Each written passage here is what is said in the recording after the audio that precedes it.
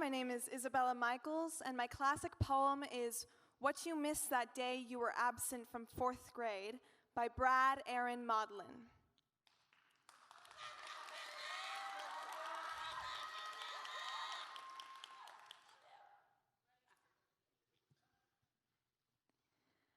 Mrs. Nelson explained how to stand still and listen to the wind.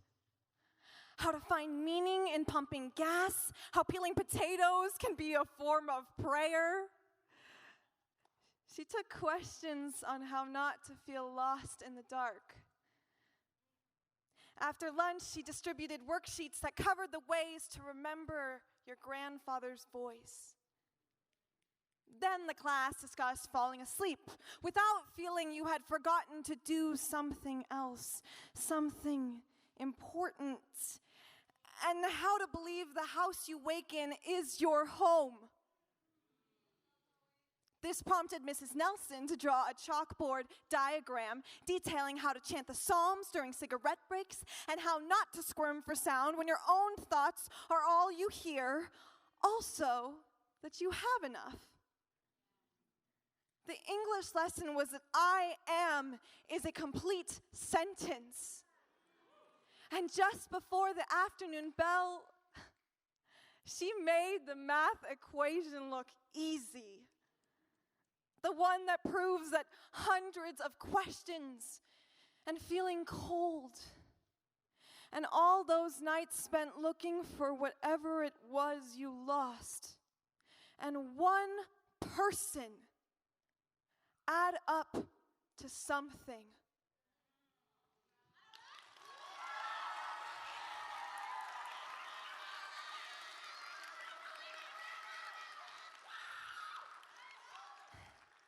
And my response poem is titled, The Math Lessons That You'll Use for the Rest of Your Life.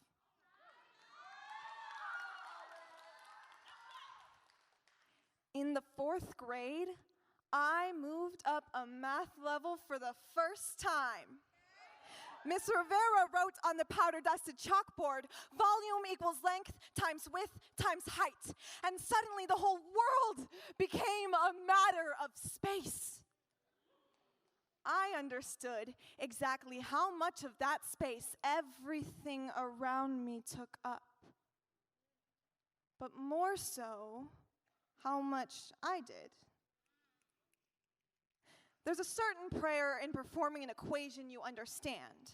The moment where numbers take on meaning and tangibility matters.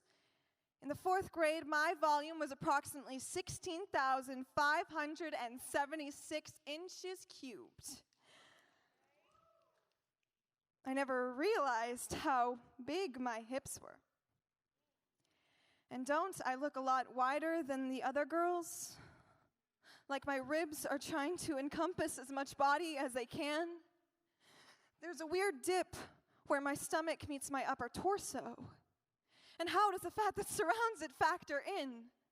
Length times width equals area I don't want to take up. Peeling away meals and falling asleep early so I won't be hungry. I make my own worksheets and diagrams detailing how to make a bag of chips last an entire day. Dividing and dividing and dividing until the area I take up is smaller than your average 4th grade girl who just learned about volume and doesn't want to take up space anymore. If I could tell that 4th grader about the dangers of subtraction, about the doctor's notes when a person loses 10 pounds in 1 month, and mothers who find notebooks of scratch work with all the ways food can be less than or equal to 100 calories per day, I would tell her, it's okay to feel stuck on the last question. The one that makes you feel exponentially arbitrary and lost all the time and like a product that's always just a little too much. The only thing you have to worry about in the 4th grade is, what time does lunch start?